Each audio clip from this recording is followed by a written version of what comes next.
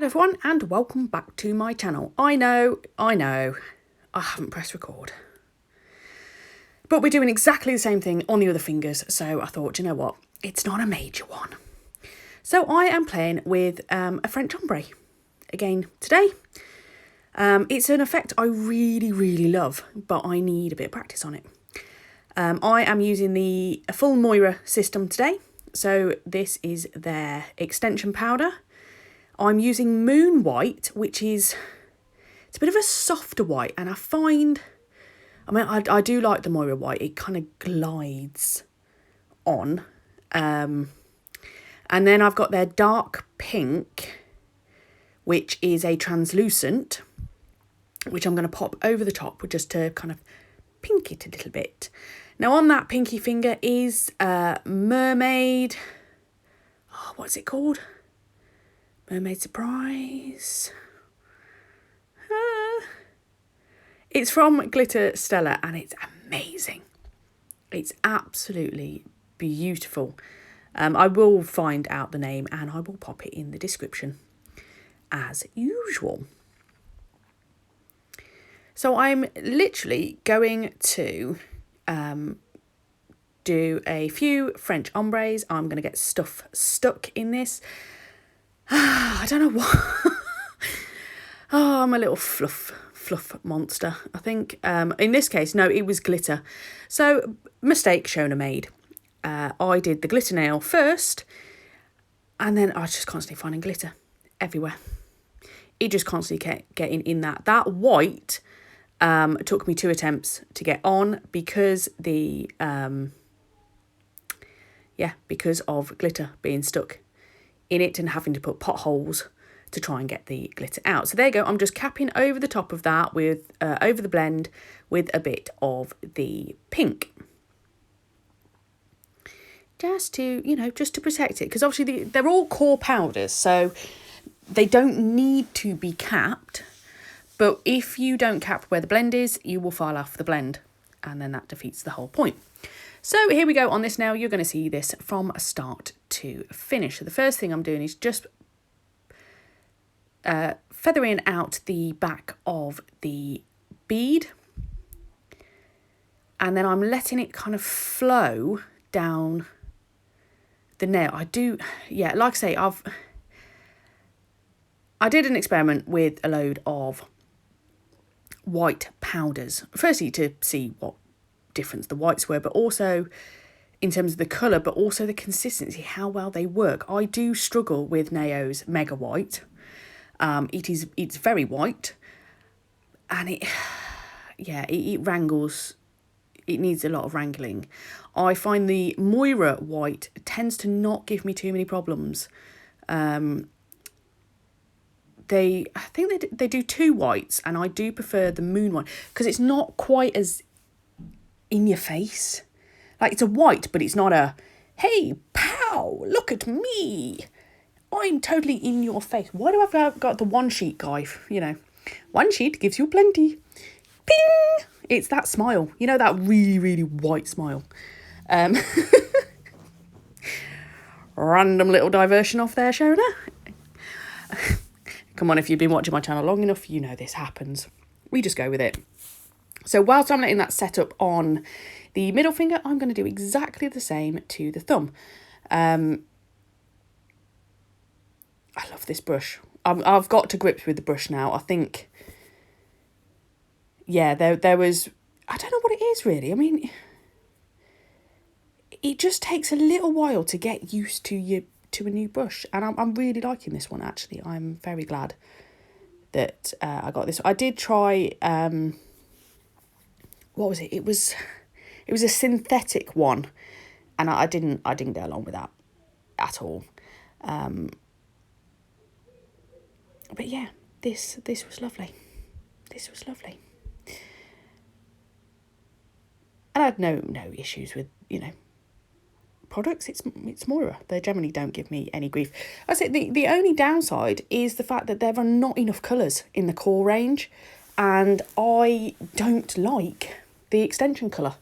For myself, it's too dark. I'm pale. you know, if I get a tan, it's a miracle. Parts of me tan, most of the rest of me just goes red.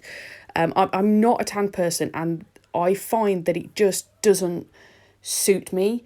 I am definitely more of a pinky person, and even with the pink on top to soften it, it just doesn't suit me, and that's the only thing. If they did a colour that matched my skin tone, which I just find bizarre because a lot of people are not a nudie colour. It's more of a pinky range. And I don't mean a pinky pink. I mean, it's got more of a pinkish tone to it rather than a browny tone. I think you know what I mean. So yeah, it's a little bit disappointing. But the products themselves work really, really well. As you can see, they just flow down. But that is the only reason that I don't generally use their core system very much, apart from clear. Obviously, I use clear a lot. I use a lot of the coloured powders. But yeah, there you go. So on this nail, I am doing a full nail. Am I doing a full nail? No, I'm coming over the top and I'm just finishing the French ombre off. It's wonderful. I think I've said this before, but the recording box when you're doing a voiceover is slap bang right over the bit you're trying to see. So you're having to look down on these tiny little bits at the bottom to try and work out, hang on a minute, where I got to, what bit am I on? It's not always that easy. So on the thumb, I'm just going to do exactly the same. First bead on, just pull it forward ever so gently. I got the hang of this more by the time I got to the thumb. Yeah, so the pointer finger, no, ring finger even, it's not the greatest, but my blends get better as we go through. So it's definitely something I need to practice.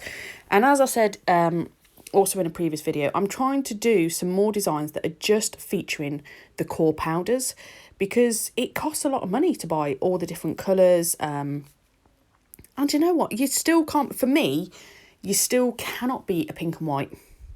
You know, a French, whether you do it the traditional way, whether you do it the reverse method, whether it's in a baby boomer, French ombre, whatever you want to call it, they're still just beautiful. I love them. So yeah, I'm going to be coming out with designs that are just featuring the core powders. Obviously, you can have a bit of glitter, you can have a bit of, you know, they're not expensive things, but just, yeah, it was a little bit of a challenge to myself. It's kind of I'm doing a little mini series, if you like, which hopefully will be, so there'll be one each week of these kind of designs. Some I will try and sculpt when I can face that beast again. Some I will just do on tips. But yeah, that's the plan. So I'm just coming over with that dark pink, because they do a soft pink, which was almost non-existent. It's very soft. There was a previous video where I got the Try Me kit, so that I got the white and it got the soft pink in it, so you can go and have a look at that if you want to see what those look like. And they recommended that I try the moon white and the darker pink for it, if I'm planning to do ombres, and as you can see, definitely it works much better. Don't worry about the bit of pink on the end of the tip, because obviously when you file it, that bit will come off and it'll ping back with the lovely white colour. We're also going to be doing a bit of stamping. So, as we know, me and gel stamping do not get along, and I couldn't work out what the hell I was doing wrong.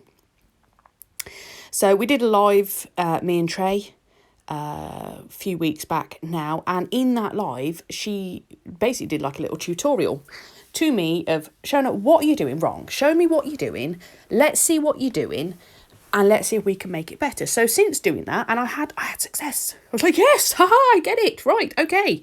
So I wanted to play with that. I wanted to practice that a bit more and see if I could recreate my success without Trey being on hand to guide me through the process. So fingers crossed she'll be happy with the results. I'm just coming in with that mermaid magic. Mermaid magic, there you go. You see, I knew I'd get there in the end. I hope that's called mermaid magic now. On this index figure. Now I did put, instead of using clear, I did use the dark pink underneath, just because it's a pinky glitter, and I just thought it might change it up a little bit. I also, you know, at this point hadn't got my clear out, and I just thought, well, you know, I'm going pink. I actually want to do the pink. Let's go with it. Let's see what happens. The world did not end. It was all good.